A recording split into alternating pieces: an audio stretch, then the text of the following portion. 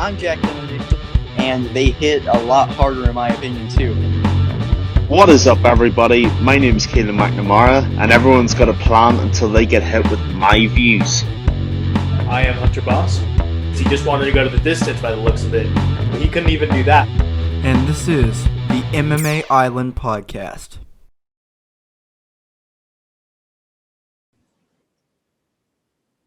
Hello, everyone, and welcome to the MMA Island Podcast. I am Jack Kennedy alongside Keelan McNamara and Hunter Boss.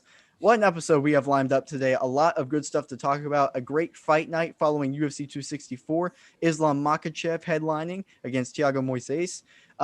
What's a rule change we would like to see is the next topic we're going to talk about, which will be very interesting, one that we are all have a lot to say about. And we're going to be going over who we think will be champion by the end of the year in every single division, and a dark horse in that division for champion or just rising up the ranks. And today we'll be covering men's flyweight to men's featherweight for this podcast today. So let's go ahead and get into it. Main event predictions for this upcoming fight night. Hunter, who do you have winning? Islam Makhachev all the way. I feel like it's hard to say Thiago Moses is going to win because we've seen the ability of Islam Makhachev. This guy can be world champion right now. You know, Thiago Moses has some way to go, and I think he's going to be a fantastic fighter in the future. But Islam Makhachev is steamrolling his opponents lately. Not only is he mauling people on the ground like Khabib used to, he's starting to get knockouts. It's like Khamzat Chimaev almost, I feel like. Khamzat Chimaev has the hype right now. He has fantastic ground game, and he has fantastic knockout power. Islam Makhachev is the same way, just two weight classes below in lightweight instead of middleweight. Or welterweight, I guess, because Khamzat competes at both. But Islam Makhachev, just fantastic in the ground. Daniel Cormier actually believes that he is the greatest lightweight right now out of all the lightweights currently, and that's saying a lot because Dustin Poirier just put on a hell of a performance. That means he's better than the champ. He's better than a lot of people. So high praise right there. I know they're teammates, but still, I don't think DC would have said that if he didn't see something in him. Yeah, it is Islam Makhachev for me. I have nothing but respect for Thiago Moises. You know, he's on an undefeated run of his own, which should certainly not be sniffed at in any way, shape, or form. But Islam Makhachev's like a bullet train ripping through lightweight. You know, everybody thought they'd got a reprieve when Khabib finally retired. Bad news, boys. Another Dagestani's headed your way, and his name's Islam Makhachev. I could make a very strong argument right now that Islam Makhachev is number 9 and he could round out the top 5 at lightweight for me. You look at the 4 guys that are ahead of him, Dan Hooker, McGregor, Dos Anjos, and Ferguson. I think he beats all of them. And I think there's a serious argument that in form right now, Islam Makhachev could and should be a top 5 lightweight. If he puts on an impressive performance against Thiago Moises this weekend, then it's very difficult to see there being any limit to what Islam Makhachev can do. You know, we know there's been opponents that have physically avoided fights with him before because he's that good and because he's that well-rounded. If he goes out and puts another display on against Thiago Moises, then I think you could seriously consider bumping him up to number 6 or number 5. And he could really, I don't see why he couldn't get a title shot by the end of the year either. Oh, yeah, I completely agree. I mean, this fight is so huge as far as Islam Makhachev goes because all of the hype is behind him. I mean, you look at what Khabib did, and Keelan, you absolutely nailed it. We're getting a break. No more Khabib in the division. We're going to get some stand-up. We're going to get everything now. Islam Makhachev is the rebirth of Khabib Nurmagomedov, and that's because he trains with them. He does everything. He's so good. And honestly, arguably, he still has room to develop, which is scary at lightweight division in the lightweight division.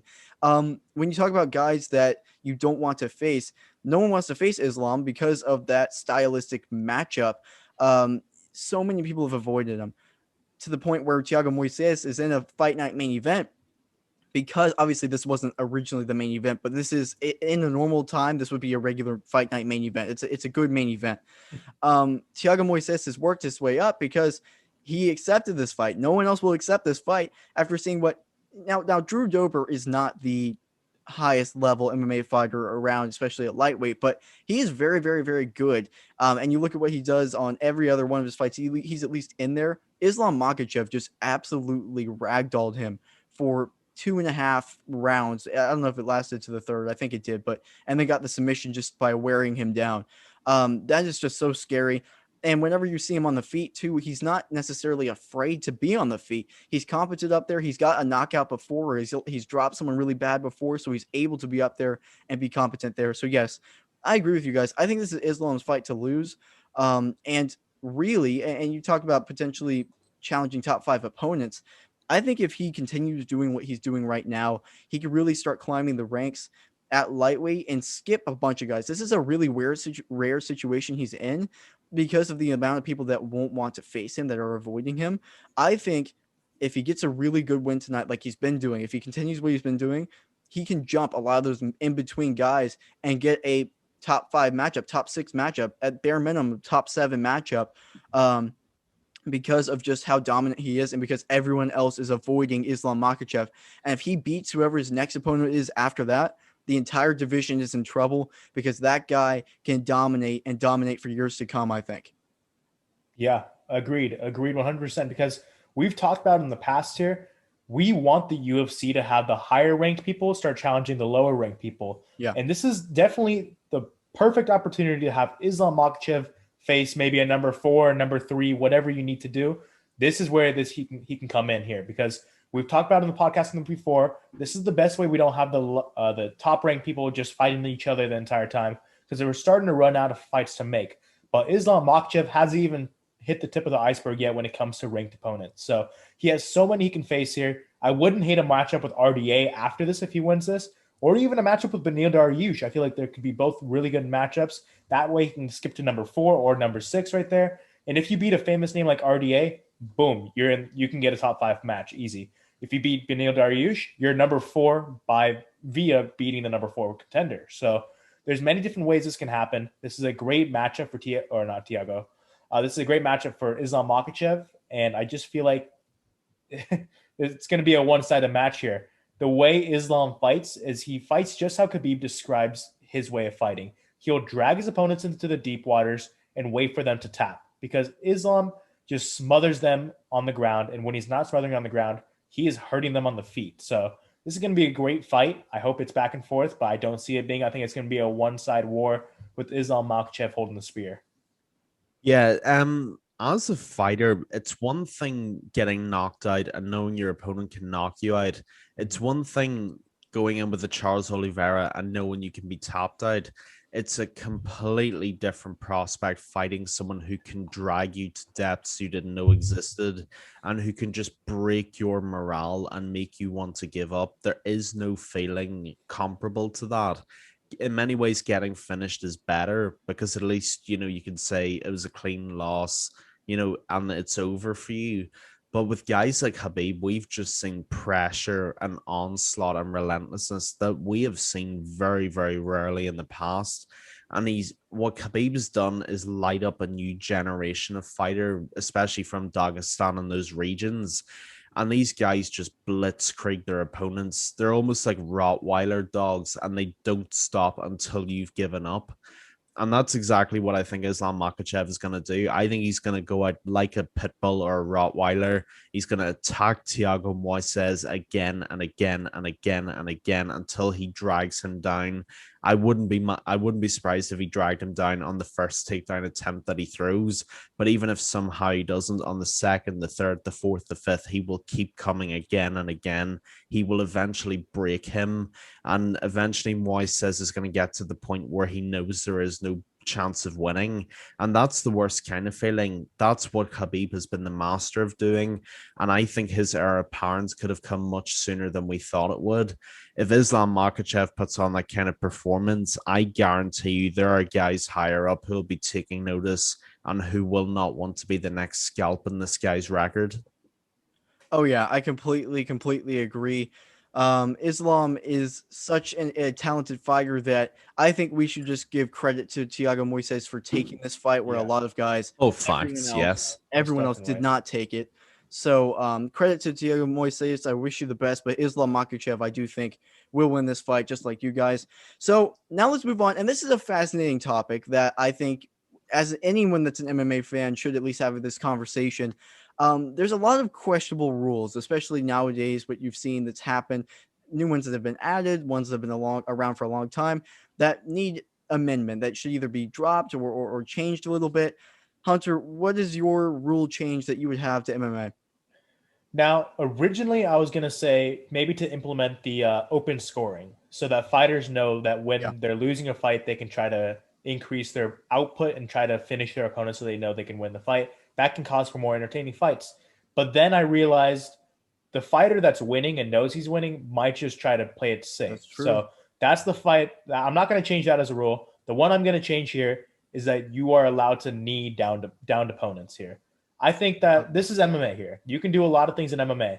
By being able to knee a downed opponent, this can decrease the amount of ground time and the amount of boring wrestling we tend to see sometimes. Like we talk about exciting wrestling like Islam Makhachev or Khabib Nurmagomedov, but we see a lot of boring wrestling and a lot of just boring kind of laying on top of another fighter until the end of the round. This, if you can down to knee opponent, this can end the fight a lot faster. This is MMA. You can always block it if you need to. There's a lot of different things here, like a lot of different what kind of how do corporations use the downed opponent knee to the face. Like I think I'm pretty sure one allows it if I'm not wrong here. I'm pretty One sure Bell. championship allows it. Yeah, one Yeah. championship allows it, and I think the UFC should also implement this too. This would make sure there's no disqualifications in championship fights. You know, cough, Go, cough, Peter John. Yan. But I think that's the rule to change. If I were to pick another one too, obviously it would be elbows. But I'm not going to go into that right now because that might be someone else's. So my rule change is the knee to the face is being allowed. Yeah, I think that's a great one to pick. And I think it's one that at least 85% of true MMA fans have a real bone to pick with. So I fully agree with that for sure. Mine's a little bit different, but it's one that Hunter has actually touched on there. And it's actually the scoring in relation to wrestling takedowns. You know, we talked about this with the Stephen Thompson Gilbert Burns fight, and it's a gripe that I've had for quite a long time, actually. You know, as I've said before, this is not boxing. This is mixed martial arts. We fully embrace every martial art and we respect all of them equally. But some people abuse the scoring to such a degree that we're getting terribly boring fights. Now, I'm not talking about, and I say this with the greatest of respect, I'm not talking about casuals booing a really good wrestler who's Yeah. doing work on the ground, trying to advance position, trying to pass guard, trying to go for submission attempts, or at least trying to finish the fight. What I'm talking about is I'm talking about wrestlers who are shooting for takedowns, holding people against the cage, or just lying literally on top of them for ridiculously prolonged periods of time and then being given the round just for lying on top of someone. The takedown, I agree in scoring because that's a technique you have to be able to hit in order to get your opponent to the ground. But there has to be a counterweight to that, and there has to be a counterbalance with how you score it. If you're just going to score a guy lying on the ground on top of another guy, I mean, there's no advancement of that Yeah. position. There's no attempt to end the fight. There's no attempt to score strikes or to make your position better. And, you know, it's something to his credit, Kamaru Usman doesn't do it anymore, but he was slated for a year and a half, even 2 years for doing this exact thing. There's countless wrestlers from years gone by that we can say this about. And it's a really, really big change that I think needs implemented. Obviously, my point about scoring, you can apply to so many areas of the current scoring system. But I think, especially with wrestling, it really needs reevaluated because it's almost unfair in a way. You know, if you have a guy who's doing a Muay Thai clinch against the side of the cage, the ref will give you one chance to do work in advanced position and then he'll break it up. But if you're on the ground, it's a completely different rule. He will let you lie on top of your opponent and you'll still be given the round. So I think scoring in relation to wrestling is a very, very big area of fighting that I would massively overhaul. I really, really, really like that. And you've kind of touched on it before and stuff like that. And Hunter, I agree with you with the knee thing as well. Both of those things are sound things that I think we all agree should happen. And another thing, and what mine originally was going to be, but I thought of another one, is the 12 to 6 elbows. But that's kind of a no-brainer. It's a no-brainer. Because if you go back to why that rule is implemented in the first place, it was looking at karate videos where they were doing this, it was breaking like 4 bricks in half. Big bricks. So just based off of that knowledge and the fact that MMA has been around for a little bit longer than that now, and we've seen what they actually do, I think that it's just a no-brainer. So I won't really touch on that, but that's absolutely a rule that should be changed in my opinion. For me, and this is the most aggravating thing watching the UFC or any MMA card, when they go to a different place, they need to make a completely actually unified set of MMA rules for every athletic commission. Not just, okay, you're in California, this is what's going on, but then you go to Brazil and now there's no video replay, or you can only use video replay for whatever. It's so horrible. If you're a fighter and you're completely focused on the fight, ready to go, and then before you're going into the locker room, the ref is like, okay, look out for this. You can't knee in the head. You can only knee in the head if they have two hands down, not one hand down. If video replay is used for this, whatever. Even in some places still have the different like hand rule, because like they changed it to where now you don't just award, you have to tell them up or down or whatever, and that's like a different thing too. So like it's terrible. They need to unify it. Just stop making it confusing. Stop having these crazy differences and stuff, and you have to explain the rule set every single time you go into the card, because just the viewers have to figure out what they're looking for within the fight, what a fighter can and cannot do. I've seen on countless times where a fighter will have, especially, and this goes back to why I agree with you, Hunter, they should get rid of the hands down knee rule. So many times there will be you have to have two hands down for it to be safe, but then one hand is fine or whatever, and it's just like it's so aggravating seeing what you can and cannot knee or whatever. And it's just, for me, if you aren't going to do the knee rule, you need to have the two hands down. And the fight that decided that for me was Demetrius Johnson versus John Dodson. I remember watching that fight very vividly. If Demetrius Johnson hadn't used that one hand down in a lot of those situations, I think John Dodson would have upset him and won that fight.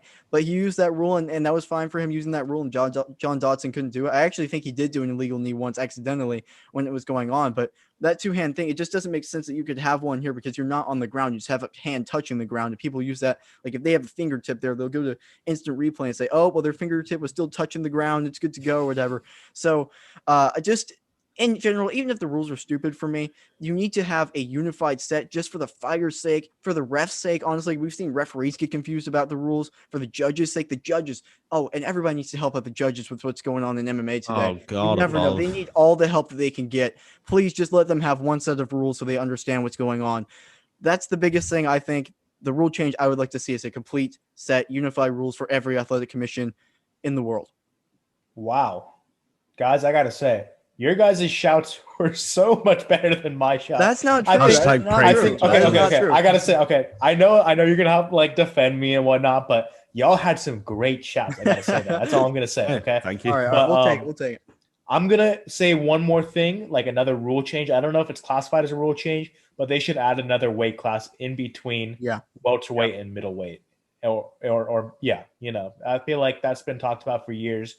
The division's getting too deep at welterweight. No one's really want to go up to middleweight. I mean, we have middleweight fighters, but the talent pool is just not as deep as the welterweight pool. And I feel like this can be helped solved. And it's not, I know why Dana's not doing this, and I get it. Like, you don't want to saturate it like boxing has. We don't want a ton of different weight classes, so you can't keep track of who's champion and who's not champion. But what's one more weight class going to do for this? I mean, it's just a valuable thing to do here. You can have another champion here. We can have more double champ status events happening here soon. But I feel like it's just a valid point to make. We need another weight class here. Yeah, that's an interesting point for sure. I certainly don't think it's without merit. I think it's a very good point to bring up.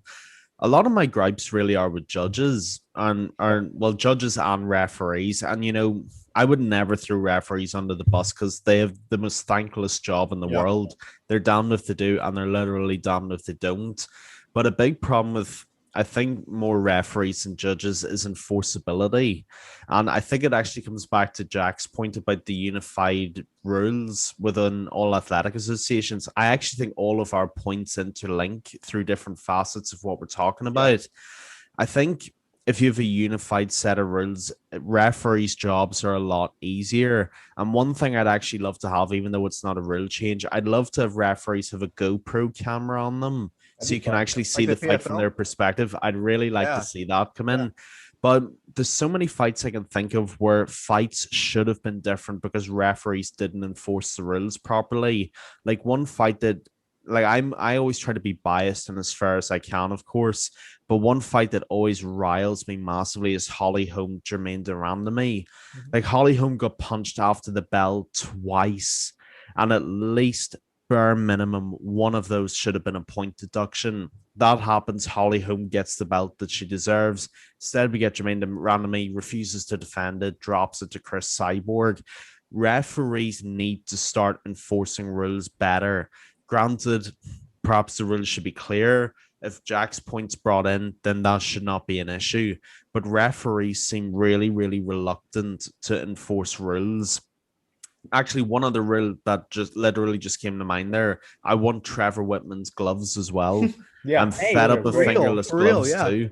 You see the amount of eye pokes in every pay-per-view, and we went through a period 3 months ago or so, touch wood, that every single fight had an eye poke in it. Automatic 1 point deduction, because this is getting stupid agree. now. Fighters are getting away with this 2 or 3 times, and if you see an eye poke in slow motion, it's a horrible thing to see. No pun intended, honestly. But if you see that and a fighter is getting blinded because their opponent doesn't know to keep their fingers in, you need to start bringing in harsher rules, because fighters are getting disadvantaged here. Now, again, I think that can be rectified by bringing in Trevor Whitman's gloves. I think they work. I think there's a lot of design to them.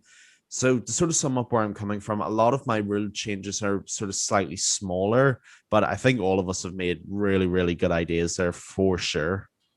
Oh yeah, Keelan, I completely agree with what you said there. I mean, it's just hard with the refereeing thing because like you see that in all sports. The referees will always make mistakes. They will be called. But I do see the trend in MMA where there is a lack of enforcing the rules, which I think is an interesting thing, which I think, like you said, kind of ties into what I originally said. Like if they knew what was going on every single time and didn't have to reassess per thing. But at the same time, that is their job. But I do have a lot more respect for referees than I do, say, judges in MMA, just because Oh, that of job is so course. hard. So, um, real quick though, Hunter, I want to touch on what you said because I have had this. It's such a thing, and I don't know if this counts as a rule change or not, but it technically would be. Why not? It's our podcast. We can talk about It is our podcast. We could do what we want and here. everybody listens to our podcast and gets their ideas off of our podcast. So I because mean, we are everywhere. so this is very exactly. So, Hunter, I agree with you. I've had this idea in my mind for a while where instead of, because the weight classes don't make sense the way they are right now, do it 10 pounds each one, especially with the weight cut that you've been doing. The gap between welterweight to middleweight to light heavyweight to heavyweight is ridiculous. It's so hard for fighters that don't have that type of body type to fit in. So here's what I propose, and I would think you do 125, 135, 145, 155. Then you go 165, which has been thrown around for division. You change 170 to 175. Then you go 185. Then you have 195, 205. And then you have heavyweight division, which is up to 235. And then you have super heavyweight, which is above that, which I don't think, which is 235 and go above. I want to see sumo guys back in the UFC. Come on. But yeah, no. Our famed champ, the sumo wrestler, just died of diabetes. Yokozuna. I'd love to see it. Don't get me wrong. I would love to. So that's my idea. And I honestly don't think that's too many weight classes because it's all in one organization. Boxing gets confusing because you have a million weight classes in like 50 other different organizations going together. So I mean, yeah, it's more weight classes, but it's not a ridiculous amount of more weight classes. And it's like more 2 or 3. It's not bad. Exactly. So that's kind of my proposal. I've had that in my mind for a while. The UFC, Dana White needs to call me up so I can tell him about it and that we can make it happen. But yeah, so that's just, Hunter, I agree with you. That's just kind of my idea about the whole thing. Sumo wrestlers back in the UFC, back in MMA. That's what we want to see. That's what the fans want to see. Ngannou versus the top sumo wrestler in the world. Ngannou's like 300 pounds if there's no weight cut. Right Imagine Derek Lewis not having to cut to 265. What a thought that is. That'd be insane. Imagine Ngannou being able to bulk up as much as he possibly wants. That's what I want to see. I want to see the superhumans coming out. I want to see 3 Melvin Manhoffs form to one Super Francis Ngannou. Yeah. Oh my God, that's actually a great idea. I actually really like that. I think, Jack, what's so great about the point you've just made is people are so fixated on 165 which doesn't make any sense in the current structure. But I Exactly. think if you change the structure, it makes more sense. Yeah. Because the thing is with going up 155, 170, and then what people don't realize is, especially people who are new to the sport, 170 to 185 is such a huge gap. If it's 175 to 185, it's so much more bearable. Because if you're a 175 fighter, going up to 185 or coming back down to 175 is not as much of a toll in your body as 185 to 170 is. It's definitely a much harsher difference. So I'm on your side there. And as for super heavyweight, screw it. Let's just have it. Let's have Brock Lesnar not cutting weight. I don't even care That'd be anymore. insane. Brock Lesnar and Ngannou bucket. Yeah. Well, okay. We all know who would win that one. But anyway, so Do but yeah, we? no, yeah, Yes, Ngannou kill him. but yeah, no, I really think that it won't happen, but I think it should be on the table because what people would be upset about is changing the divisions. You're only changing one division, and that's 170 because right Yeah. now 170 it doesn't make sense for that. It is that 70 is a division. And Keelan, you talked about 155 to 170 is a huge jump. It absolutely is. How about 185 to 205? And That's insane. we've literally seen the impact that has Israel Adesanya versus Jan Blachowicz, the perfect example of what such a weight difference between weight classes is whenever they're fighting. And I think just more divisions would open up for more champions, and you get more champ versus champ fights and stuff like that. I just think it would make It's a lot safer, you know. and that's the overall thing. The weight cuts. How many we just saw not too long ago? I don't remember her name, but she totally stepped up there and then just like collapsed and fell back, Yeah. which is such a scary sight. Especially and when you're in the top level of MMA, you're putting everything into it. It's scary. I think that would make it more bearable. So yeah, great rule changes, guys. And now another interesting topic about the divisions of the UFC. And so starting with flyweight, we'll go up to featherweight today. Hunter, who do you think right now currently champion is Brandon Moreno? Which, by the way, I love that so much. I can't get over that. What a great moment that was. Who do you think will be the champion by the end of the year? And what's a dark horse for who could challenge for the title? I think Moreno will be the champion by the end of the year. I think if Figueiredo and him had a third fight, which I don't think is going to happen, but if they did, then I think Figueiredo would be the champion by the end of the year. But they're not going to. We've had it talked about before. My dark horse, though, it's not going to be Figueiredo. It's going to be Cody Garbrandt because he's moving down to flyweight here soon, and I think he can make such a big impact on this flyweight division. He can bring in his really high key team alpha male wrestling, and that can also take into hand his knockout power. I think it's gonna be able to carry over. I don't think he's not gonna lose a ton of muscle mass here. I know the weight cut we were just talking about, it's brutal, especially from 135 to 125. We've seen it with TJ Dillashaw. It can hurt. But I think Cody Garbrandt can do it, and I think he can be a dark horse for this division. Yeah, I love flyweight right now, and I could not be any happier for Brandon Moreno. He's so deserving of being where he is now. You only have to look at his story to know, which of course all of us already do. I think Moreno will still be the champion by the end of 2021. But my dark horse is actually a really dark horse. I completely forgot about Cody Garbrandt. If Garbrandt is able to make weight safely and he looks good at 125, I will reassess. But I think he's going to struggle to make the weight. And I think that's why the Figueiredo fight didn't happen, actually. My dark horse is actually Kai Kara France. Yeah. And I love him. I think he is such a good young fighter. He is such a good prospect. He trains with Israel Adesanya, Eugene Berman, Alex Volkanovski. He trains with world champions in New Zealand. He is amongst already the elite of the elite in two of the most competitive divisions in the UFC. I think this kid's only going to get better. I think there's a lot of fighters in front of him who he is capable of beating. And I'm not saying he will win, but if I had to bet my money on an outside bet, it would be Kai Kara France. Keelan, I agree with you. I think I have Brandon Moreno staying as champ. He just looks so well rounded right now. Yeah. And the reason Figueiredo doesn't fit into this is because he's neither a dark horse, and we don't think he'll get the third fight within the end of the year. So that's why he's not in the conversation, people. So, Yeah, Kai Kara France is what I was going to say too. And he was actually the one that they were thinking about matching up Cody Garbrandt with his first fight down the flyweight. And personally, I favor Kai Kara France in that. Just so well rounded, got a great camp, and he's a natural flyweight. You have to look out for the power, but based off of Cody Garbrandt's previous performances, I still favor him pretty heavily in that fight. Um, let me think. So as another dark horse, I would go Brandon Royval actually. And this is an interesting one because he fought Brandon Moreno not a ridiculously long time ago. Actually, not that long ago at all. It was the week before, 2 weeks before he stepped in on short notice to fight Figueiredo. Both of them technically the first time.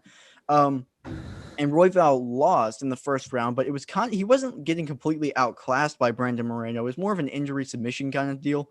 Almost like a Kevin. Do you remember whenever Kevin Holland threw that guy down and like his shoulder popped out or something like that? It was one of those situations. So, and I think Brandon Royval, with a couple more fights, I think he's a very solid fighter at 125. He's tall, lanky, has great jiu-jitsu submissions. I think he can really climb the ranks, and I do think he could be a potential dark horse at flyweight. So same thing now for bantamweight. Very, very, very interesting division. Lots of new faces. The return of TJ Dillashaw coming up pretty soon. Keelan, I know you're very excited for that. Hunter, what do you make of 135? All right. So I feel like it's very obvious that Peter Yan is my choice on who's going to be the champion by the end of the year. But my dark horse is about to put me in the coffin with Keelan. Oh, no. I think it's going to be TJ Dillashaw by the end of the year. I'm so sorry, dude. I love you, Keelan, but I think TJ Dillashaw has so much experience, and I think his well-roundedness ability and his striking ability and how unpredictable he really is. He matched up against Dominic Cruz, and the reason they matched up so well is because both of them are so unpredictable. So I think TJ Dillashaw will do a great job in rejuvenating this division and being a total heel of the division, being the bad guy. I think he should really take that onto his own and really embrace it, because he is a bad guy. He's not a good person. And I don't feel good about in saying that I think he's my dark horse, but TJ Dillashaw is my dark horse of the bantamweight division. Yeah, of course he's a dark horse. He's got the best spies in the game too. He does, of course. Boom. He's literally a bad guy. It's not much else I could say. What do people do to racehorses? Of course, he's a dark horse. Come on, man. No, I think Keelan's going to agree with you, Hunter. Just wait. I mean, I'm pretty sure. Yeah. My heart hurts here. No, I mean, bantamweight is one of the craziest divisions I've ever seen, and I almost kind of love the chaos now. Yeah. It's not going to be anybody's real shock. I don't think Aljamain Sterling's going to be the champion by the end of the year. But I don't think Petr Yan's going to be either. I think it's going to be Corey Sandhagen. Yeah. And, this isn't just because I drafted Corey Sandhagen. I truly think he is an elite fighter. Yeah, all right. Yes, it's a little bit of bias. You got me, all right? But I think the guy's skill on the feet is almost unmatched. And I think his ground game's criminally underrated. Now, I have nothing but respect for Petr Yan. I think he's probably the toughest 135 fighter I've arguably ever seen. But a big part of his game is that in the early rounds, he is susceptible to getting hit quite a lot. And you cannot afford to stand on the feet against someone who kickboxes the way Corey Sandhagen does. And let's be perfectly clear, if Sandhagen Petr Yan ever happens, Sandhagen's not going to go out like a tornado the way Aljamain Sterling did and gas out in the first round. Sandhagen's going to be a sniper, picking his shots, picking the leg kicks, trying to pick Petr Yan apart, which we haven't seen anybody do successfully. I think he's a good enough fighter to do that. Now, I'm going to throw out a second dark horse, and this is a really ridiculous pick. I'm very conscious of that, but based on what I've seen of him, I really, really like him. We already know where this is going, right? No, you don't. It's Ilia Topuria. Okay, I stand corrected. Never mind. I was thinking Sean. Sean. Oh God, that's where that was going. Sorry, if I did, I'd just be buried on this podcast. Yeah. Especially the 3 podcast stretch that you would have gone on. Top 5 for Sean O'Malley, then completely trashing him for a full episode. and then he's going to be the dark horse for the champion. No, I do think eventually he will be, but it comes back to the whole thing. He needs to fight better ranked guys. But Ilia Topuria, wait, hang on a minute. He's featherweight, by the way. He's a featherweight. Oh, Jesus. I had to make sure. I just googled it. I'm like, Oh. yeah, he's featherweight. Oh god, I He just completely fought Ryan messed it up. Hall. So I wanted to like wait until you made your point, Yeah. and then I was gonna crush it. Okay, But this is my L. Jack took his last week. I've got mine. there you Look, go. it is what it is. we don't It's talk tired. about that. It's That Yeah, time it's has okay. passed. We're past that. it's tired. I'm brain alright. Yeah. We're just saying Yeah. it's getting cut. It's getting cut. It's fine. You have No. one dark horse. Yeah. It's okay. Leave it on. I can give abuse. I can take abuse. It's fine. So who is my actual dark horse for bantamweight then? Just to try and get back on track, I think Sanhagen will be the champion. My dark horse, I'll throw Merab Devashvili in there. I like that. I like Merab. I think he's a rock good. solid fighter. I think he's looked really, really good in his last couple of outings, and I think he's tough enough to beat a lot of the guys in front of him. So it is not Ilya Taporia. I've completely screwed myself in the next pick, but it is Merab Devashvili. That's my dark horse. I like it. I like it. Yeah. I mean, Keelan, if I were you, I would just stuck with Ilya Taporia. Honestly, just accept that. That's your bantamweight pick. I mean, just go for it. Exactly. Yeah. No, He's gonna make the weight cut. I'm believe I did though. And then, okay, I'm also going to pull a Keelan here. I'm going to say I think Petr Yan will be the champion by the end of the year, but it's not because I drafted him. All right, that has nothing to do with it at all. No, I'm kidding. But yeah, no, I really do think he will be. I mean, when you look at what he's done in the division, and yeah, you can talk about the one of the biggest questions was, especially going into the Aljamain Sterling fight and talking about him afterwards, was, well, the competition he's faced. Well, yeah, against Aljamain Sterling, if that knee didn't happen, he completely dominates him and potentially even finishes him the way that fight was going. I think Petr Yan just looks so good. And until I see someone that can actually deliver punishment on him and not just face the absolute just destroyer that Petr Yan is back, he just like absorbs energy and just like pushes it all back out. Exactly. He just takes it all. So until I see someone that can actually penetrate that defense and hurt Petr Yan or at least challenge Petr Yan in a technical matchup, I don't know. And if there was one person to do it, it would be Corey Sandhagen. So that kind of transition. He's not a dark horse, Corey Sandhagen, because he's definitely up there. But I think he will be challenging for the title by the end of the year.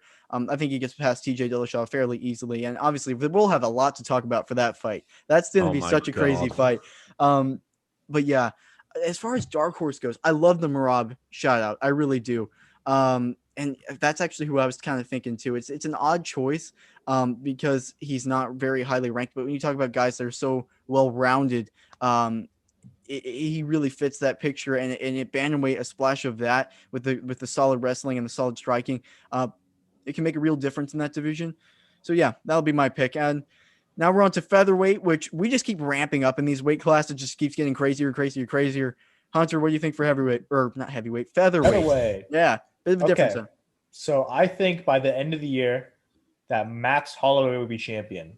This is because I think Brian Ortega is going to beat Alexander Volkanovski in their next fight. And then I think Brian Ortega's first title defense is going to be against Holloway, in which I think Holloway wins like spectacularly. I think it's going to be a closer fight than the first one, but I think Holloway's still going to win. He's going to prove he's a featherweight champion. That doesn't mean he's my dark horse because my dark horse is quite dark indeed. My dark horse is Bryce Mitchell. Oh, what? Oh, I think he is so crafty and that he is so great on the ground. And if he can, his stand-up's already pretty good as it is. We've seen it on The Ultimate Fighter of all places. Yeah. But Bryce Mitchell, I think, is one of the greatest MMA fighters in the featherweight division currently. And he can only get better when it comes to striking. I think as soon as he develops a really good striking game, then he is the most well-rounded fighter in that division. And that's just on me. But just watch out for Bryce Mitchell's next fights upcoming. He hasn't fought in a while because he had an injury a little bit further back. But he has done some spectacular shows. He beat Ricky Simone. He put his opponents in twisters. Like, this guy's insane. You guys got to watch him. Bryce Mitchell camo shorts. That's where it's at for sure. That is what's up. Camo Venom shorts now, hopefully. Venom, you heard the man. I can't wait to see. I can't wait to see. You know they're gonna have to do it. They're gonna have to see that. Special edition. Yeah, I'm from the first part of featherweight. I'm very much on Hunter's page here. I do think it will be Holloway. Volkanovski, Ortega, I can see Ortega winning that just because of the BJJ. I think if it hits the deck, Volkanovski could be in real trouble, but I think Holloway's just on a different planet to 145 right now. In my opinion, he's the greatest 145er of all time. Yep. I think that it's getting much less and less with debate. Now, the dark horse is really interesting because I've already said Ilya Taporia. That was on me for messing that up. I think if you look at what he did to Ryan Hall, he destroyed him. Yeah. And that's a guy who's one of the top jiu-jitsu practitioners on the planet, and he got flattened by Ilya Taporia. Now, my second kind of dual dark horse, I was gonna say Giga Chikadze to try and sort of be like a sort of niche in there out there, but I'm actually gonna change it, and I'm gonna go for my boy Edson Barbosa. Oh, I love it. I love it. Yeah. And I just think he has got the most savage leg kicks I've ever seen in my life. Probably the most savage body kicks I've ever seen in my life. Edson Barbosa looks like a new man at 145. I think at 155, he was being drowned out by much bigger fighters who were walking at 170. At 140, I think he could have really found his niche. Every fight he goes out, it's a fight of the year, fight of the night contender. And I think if he gets a couple more big victories, he's hovering around the top four. So I think there's very little question Max Holloway will be champion by the end of the year. But my dark horse to fight for the title is Edson Barbosa. And just think of a Holloway Barbosa fight. Oh man, that would be unbelievable. Like you said, Edson Barbosa against anyone would be amazing. So let me start with this though, guys. You're wrong about who will be the champion by the end of the year. It'll be Brian Ortega because Max Holloway will be champion in January. Okay, So that's fair. Line up Nice. until the end of the year. So Brian Ortega will be the champion by the end of the year, and then Max Holloway in January. Because this fight's in September, I highly doubt they'll wrap that up because I think Volkanovski Ortega, as much as I do think Ortega will win, I think Volkanovski, we've seen how tough he is. He'll put on a show. So they're not coming out of that with no scratches. So I think that fight takes a little bit to progress. And you also have to consider that Brian Ortega wants to have a full, and same with Max Holloway, you want a full championship camp for this. So you're going to want to take some time. So Brian Ortega by the end of the year, but I completely agree with you guys. Max Holloway is just on another planet right now at featherweight. He looks so good. And it's just like, I think most of us think he won that second Volkanovski fight, but now he gets a chance again to prove it. Even if Volkanovski beats Ortega, you have to do Volk versus Holloway 3 because who else are you going to put up there? Holloway has deserved it. He's worked his way up, and because of how controversial that second one was, it's not just like two clear victories and then you're giving the guy a third fight. So that's what I'm saying about that. My dark horse, I'm going to say for me personally, I'm not allowed to say Giga Chikadze. Just because as much as he is probably a dark horse, we all talk about it so much on this podcast. It's really not. Like we talk about Giga Chikadze. He's a bit like the O'Malley of featherweight and a Yeah. Yeah. Except for he well, is he undefeated? What is he? I think he's had a loss. And right? he doesn't look like 6'9" either. Now that's what I would like to see. Giga Chikadze grow out some hair and then just dye it all up. Oh my god. Then get the face tattoos and everything. Yeah, exactly. That's what we want to see. But yeah, And then inform. yeah, Giga Chikadze is 13-2. 13-2. Yeah, so he's not even claiming to be undefeated. He's good to go. So yeah, I think Giga Chikadze really could climb the ranks, and that Edson Barbosa versus Giga Chikadze fight, guys. Oh, that's gonna be amazing. We keep talking about all these great fights, Pedro Munoz, Jose Aldo, and then they drop this on us. It keeps getting better and better. It's amazing. So yeah, I mean that would be my dark horse, but he's not really. The other one I'm going to say is Arnold Allen, and yes, I do count him as a dark horse. We've seen him. He looks so. I mean, talk about most well-rounded prospects in the UFC. Arnold Allen has to be up there in contention for number one. He looks so good, wrestling on point, striking on point, always delivers, always shows up. I think he really could, with one decent name, if he gets a win over him, I think Arnold Allen could be a problem because he's getting better every single fight he fights in, and now he's putting his name out there, and we're seeing some really good stuff from Arnold Allen. The one matchup I think we would all love to see, but I hope we don't see, is Arnold Allen versus Giga Chikadze, because I want both of those guys to keep rising as much as possible. Maybe we see that for a championship one day. I would absolutely hate. It's like whenever a tournament's happening or something, and then you have like two teams playing that you would think like they should wait off on. That's what I feel about this. Do not match them up against each other, especially right now where they're still developing in the UFC. Let them reach their full potential and then match them up later. But yeah, when you talk about featherweight, there's a lot of bright stars in this division, guys that can grow into it. And all these divisions, the UFC, I think you could argue, has never been more full of talent than it is today. Yeah. And we're all seeing that, and it's all very, very, very exciting. Agreed. I mean, it's so funny UFC being like this sport as it is. We can say like, I know they won't be champion right now, but 3 years down in the line, they could be champion. Like, we don't say that about any other sport. Like, it's so cool how we can kind of just see in hindsight, like, we know they're going to be such a good fighter. They have so much potential. You know, I love that about the UFC, and I'm so happy we can say that. I mean, I love the Arnold Allen call. I love Arnold Allen. I don't know. There's nothing else I could say about that. I just think Bryce Mitchell. I love Bryce Mitchell too. I love that. He's one of my favorite fighters just to watch. We talk about entertaining wrestlers in any division. Bryce Mitchell, I think, is the most entertaining wrestler in the featherweight division. Like, he's scrappy. He's insane. He'll get on your back when you're in like full guard. It's insane. It's gonna be it's a fun matchup for anyone. Bryce Mitchell is gonna work his way up in the title rankings. He already has a lot of followers. Like, you know, he has the camo shorts, which are his now. Like, it's his brand. Let's go. And he owns camo now. Yeah, he owns camo, all of it for the UFC. He established himself on the Ultimate Fighter. So those who watch the Ultimate Fighter have seen him come up in the rankings here and everything like that. And anyone who's just a fan of Brazilian Jiu-Jitsu in general, he has one of three Twister submissions in the UFC. So if that's not enough, like to really hype you up about Bryce Mitchell, then I don't know what is. So just watch out, guys. Yeah, Bryce Mitchell's an amazing young fighter. If you don't know, you've heard it here. You do know now. Arnold Allen, another rock solid shite. I'm sticking with Edson Barbosa because I always said if he can find his true potential and hit his true streak, then it's very, very hard to stop him. And I think we're starting to see that now. I mean, the Burgos knockout, the knockout before that, just unbelievable technique. And Barbosa can literally pull it out of anywhere. Like I said, Dan Hooker fight at 155, one of the most violent fights I've ever watched in my life. Probably should have been stopped the round before because of those bloody body kicks. But I'm telling you, Edson Barbosa, if he can find his true form at 45, he can march to the title because he will keep landing on guys who can't hit him. But to bring it back to what Jack was saying, it's definitely the most stacked it's ever been. And it is a beautiful, beautiful thing.